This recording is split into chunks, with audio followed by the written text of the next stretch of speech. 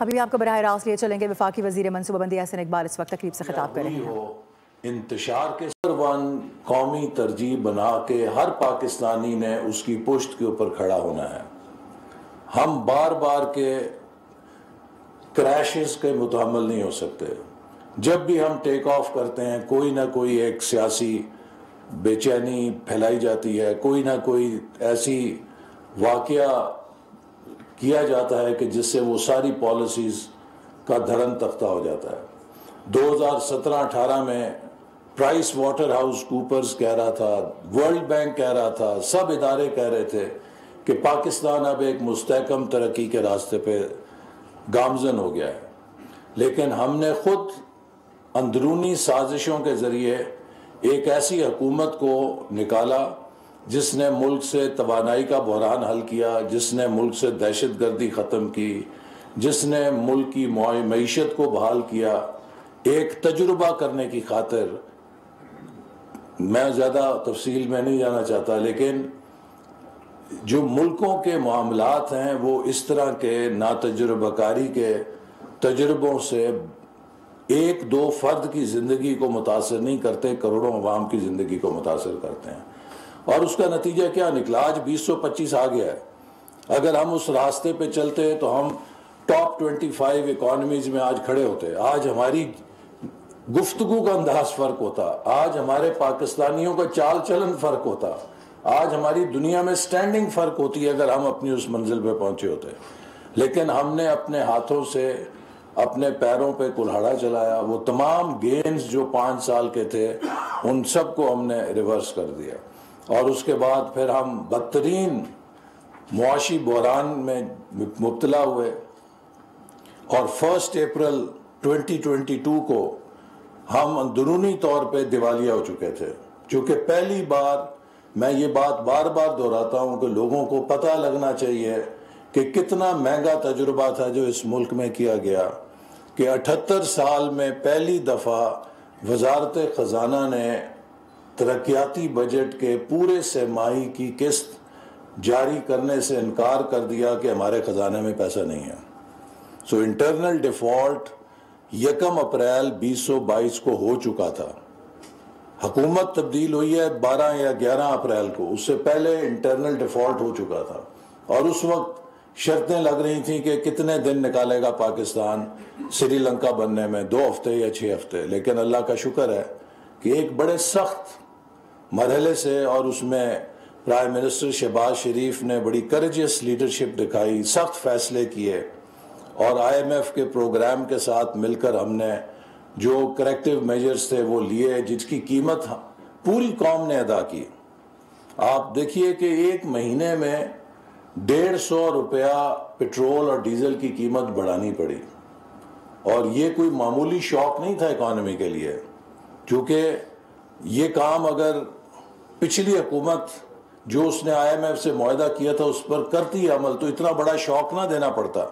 لیکن وہ جانے سے پہلے جہاں قیمتیں یوں جا رہی تھیں, وہ پٹرول سستا کر کے اپنا کچھ سیاسی فائدہ لینے کے لیے اتنا بڑا ہول چھوڑ گئی کہ وہ ایک بڑا جھٹکا ہمیں برداشت کرنا پڑا, اور اس نے غریب آدمی کو اور عام آدمی کی زندگی میں زہر گھول دیا ہے. کیونکہ یہ چھوٹا شوق نہیں ہوتا کہ آپ ایک مہینے میں 150 روپیہ POL کی قیمت بڑھائیں, جو کہ انفلیشن کو بہت کاسٹ پش فیکٹر ہوتا ہے, میگا اس پر اثر انداز ہوتا ہے, ہر چیز کو وہ تباہ کر دیتا ہے. لیکن لوگوں نے اسے انڈیور کیا.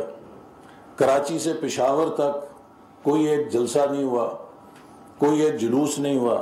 کیوں؟ کہ لوگوں کو معلوم تھا کہ یہ ان کے گناہوں کا نتیجہ نہیں ہے, یہ کسی اور کے گناہوں کا کفارہ ادا کر رہے ہیں, اور اس کے علاوہ شاید زہر کا پیالہ پینے کے علاوہ کوئی علاج نہیں ہے. تو ہم نے وہ سب مرحلہ گزارا, اور اس کے بعد آج اس مقام پر پہنچے ہیں کہ الحمدللہ پوری دنیا میں پاکستان کے اکنامک ٹرن اراؤنڈ کی مثالیں دی جا رہی ہیں. ہم نہیں کہہ رہے, حکومت کہے تو آپ کہیں جی یہ تو اپنے بارے میں بات کر رہے ہیں. Fitch is not a government organization. Moody's is not government organization. Standards and Poor is not government organization. یہ سب وہ ادارے ہیں کہ جو بین الاقوامی ساکھ کے حامل ہیں, اور یہ دنیا کی معیشتوں کی ریٹنگز کرتے ہیں. تمام بین الاقوامی مالیاتی ریٹنگ کرنے والے اداروں نے پچھلے 1 سال میں پاکستان کی ریٹنگ کو اپ گریڈ کیا ہے. ہمارے ملک میں افراط زر 38% سے گھٹ کے 4.5% آئی ہے. پالیسی ریٹ 23% سے گھٹ کے 11% ہو گیا ہے. اسٹاک مارکیٹ جو 80,000 پہ گری ہوئی تھی آج 1,70,000 پہ کھڑی ہے. تمام انڈیکیٹرز اب پازیٹیو ہیں. پاکستان ایک اڑان بھرنے کے لیے تیار ہے، لیکن ضروری ہے کہ ہم اس اڑان کو دیرپا اور پائیدار بنائیں اور پچھلی اڑانوں کی طرح کریش ہونے سے بچائیں، کیونکہ یہ ہماری نسل کا نہیں، ہمارے نوجوانوں کے مستقبل کا سوال ہے کہ وہ اگلے 10-20 سالوں میں کن حالات کا سامنا کریں گے. اور پاکستان ڈیزرو کرتا ہے کہ اس کو جو اللہ تعالیٰ نے صلاحیت دی ہے کہ ہم بھی دنیا کی صف اول کی معیشتوں میں کھڑے ہوں. ایسا کرنے کے لیے ہمیں کوئی راکٹ سائنس کی ضرورت نہیں ہے. آج ترقی ایک 2+2=4 کا نام ہے. جو بھی صحیح عمل کرے گا اس کا نتیجہ کھائے گا، جو صحیح عمل نہیں کرے گا وہ اس کا نقصان اٹھائے گا. تو ہمیں کسی راکٹ سائنس کی ضرورت نہیں ہے. ہمیں سب کو پتہ ہے کہ ہمیں کیا کرنا ہے. ضرورت اس بات کی ہے کہ ہم وہ ماحول کریٹ کریں کہ جس میں انسینٹیوز ٹھیک ہوں اور جس کے اندر پالیسیز کو اتنا تسلسل ملے کہ وہ اپنے نتائج دے سکیں.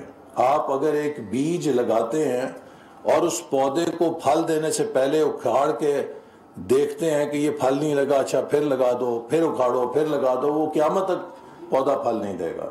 تو بیج لگانے کے بعد you have to give enough time کہ وہ پودا جو ہے وہ ایک جڑیں نکالے، وہ پائیدار اپنی گروتھ کے ساتھ اپنے وہ نکالے، جو ہے اس کے پتے نکالے، اس کے بعد پھر وہ پھل دے، تب جا کے اس کا نتیجہ نکلتا ہے. تو ہمیں بھی اب ترقی کے منصوبوں کو کامیاب کرنے کے لیے وہ ماحول بنانا ہے.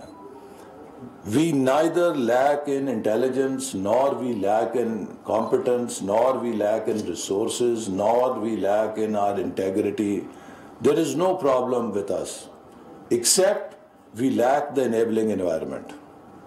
ہم اس ملک میں وہ enabling environment کریٹ کرنے میں ناکام رہے ہیں کہ جس میں ہمارے ترقی کے پودے کامیابی کے ساتھ اگتے. ہم نے ویژن 2010 کا پودا لگایا، وہ ڈسرپٹ ہو گیا. ویژن 25 کا پودا لگایا، وہ ڈسرپٹ ہو گیا. اب پھر اڑان پاکستان کا بیج لگا رہے ہیں. تو ہمارے پاس یہ موقع نہیں ہے، چانس نہیں ہے کہ ہم کوئی غلطی کریں. تو اس لیے آپ سب پڑھے لکھے لوگ ہیں، اپنے اپنے شعبے کے دانشور ہیں. You must understand کہ how critical it is now that we get serious about development of this country. We have to become an economic nation. We have to think through economics. بہت ہم نے 70-75 سال زندہ باد مرد آباد کر لیا، وہ اس کے ہی نہیں پہنچے ہم. اب ہمیں اپنے ملک کی معیشت پر توجہ دینی ہے، اس کو مضبوط کرنا ہے، چونکہ آنے والے وقت میں وہی ملک کامیاب ہے جس کی معیشت کامیاب ہے. اور اگر معیشت کامیاب نہیں ہے تو آپ صرف نعرے مارنے کے قابل ہیں، اور نعروں کے ساتھ آپ پیٹ نہیں بھر سکتے لوگوں کا. نعروں کے ساتھ آپ لوگوں کو چھت نہیں دے سکتے. نعروں کے ساتھ آپ لوگوں کو ایک اچھا مستقبل نہیں دے سکتے. تو اس لیے جو سسٹینیبلٹی ہے یہ اب مستقبل کی ترقی کا ایک اہم پلر ہے. اگر ہم نے برآمدات بڑھانی ہے تو برآمدات بڑھانے کے لیے ہر پروڈکٹ کو آنے والے وقت میں دیکھا جائے گا کہ کیا اس کی پروڈکشن نیٹ زیرو ہے، کیا اس کی پروڈکشن کا سائیکل جو ہے وہ گرین ہے، کیا اس کی پروڈکشن کے اندر کاربن ایمیشنز کے اوپر قابو پایا گیا ہے. اسی طرح آپ کے ملک کی معیشت کی بھی جو درجہ بندی ہے وہ اس پر انحصار ہے کہ کس حد تک وہ کنٹریبیوٹ کرتی ہے گرین اکانومی بنانے میں. جو گرین بلڈنگز ہیں ان کا یہ مطلب نہیں ہے کہ ہم اپنی عمارتوں پہ سبز رنگ کر کے انہیں گرین بنا دیں.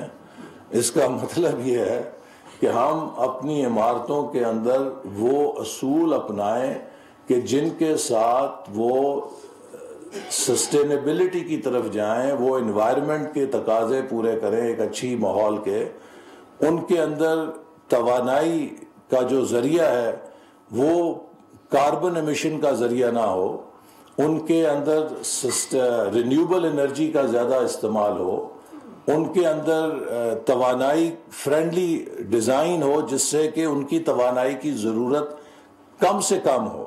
ہم کس طرح قدرتی روشنی کا استعمال کر سکتے ہیں۔ اب آپ دیکھیں کہ یہ جو ڈیزائن ہے، اگر اس میں کھڑکی کا ڈیزائن بڑا ہو تو یہ روشنی جو اندر آئے گی وہ آپ کی یہ لائٹ جلانے کی صلاحیت کم کر دے گی، لیکن یہ اب یہ چھوٹا ڈیزائن جو کھڑکی کا ہے اس کی وجہ سے یہاں اندھیرا ہے، اور اندھیرا کی وجہ سے آپ کو زیادہ روشنی اور بلب جلانے کی اور کنزمپشن کرنے کی ضرورت ہے۔ تو اس طرح جو گرین بلڈنگز ہیں ان میں کس طرح ہم توانائی کی ضرورت کو کم کر سکتے ہیں، بہتر ڈیزائن لے سکتے ہیں، کس طرح انہیں قدرتی طور پہ ہوادار بنا سکتے ہیں تاکہ ہم کم سے کم توانائی خرچ کریں، اور جو توانائی خرچ کریں وہ رینیوبل انرجی ہو۔ اسی طرح اپنے ڈیزائنز میں کس طرح ہم پانی کی کنزرویشن کریں، واٹر ایفیشنسی کو کس طرح لے کر آئیں۔ آپ سرکاری دفاتر میں جائیں تو آپ دیکھیے کہ جو پانی کی ٹوٹیاں ہیں وہ لیک کر رہی ہیں، مسلسل چل رہے ہیں۔ وہاں پہ ان کے فلش دیکھیں، ان کے فلشز کے اندر ان کا وہ پانی جو ہے وہ مسلسل بہی جا رہا ہے، کوئی پوچھنے والا نہیں ہے۔ اسی طرح ہاتھ دھونے کے لیے ہم ٹوٹیاں کھولتے ہیں، ٹیپس کھولتے ہیں تو ایک چھینٹا منہ پہ مارنا ہوتا ہے لیکن 1 گیلن پانی بھی ضائع کر دیتے ہیں، چونکہ وہ چلتا رہتا ہے، پانی بہتا رہتا ہے۔ تو آج پوری دنیا میں سینسر بیس ٹیپس کس لیے ہیں؟ اس لیے کہ اتنا ہی پانی استعمال ہو کہ جتنی پانی کی ضرورت ہے۔ تو لہٰذا ہر بلڈنگ کے اندر جو اس کے پانی کی کنزمپشن ہے اس کو کس طرح قابو میں لایا جا سکتا ہے، واٹر ویسٹ کو کیسے ریڈیوس کیا جا سکتا ہے۔ اور ہم تو پہلے ہی ان ممالک میں ہیں کہ جہاں پانی کی بڑی کمی اب پر کیپٹا بھی ہے، واٹر سکیئر۔ آپ کو اس وقت براہ راست دکھا رہے تھے وفاقی وزیر منصوبہ بندی احسن اقبال گفتگو کر رہے ہیں۔ سبسکرائب کریں اور بیل دبائیں تاکہ کوئی خبر رہ نہ جائے۔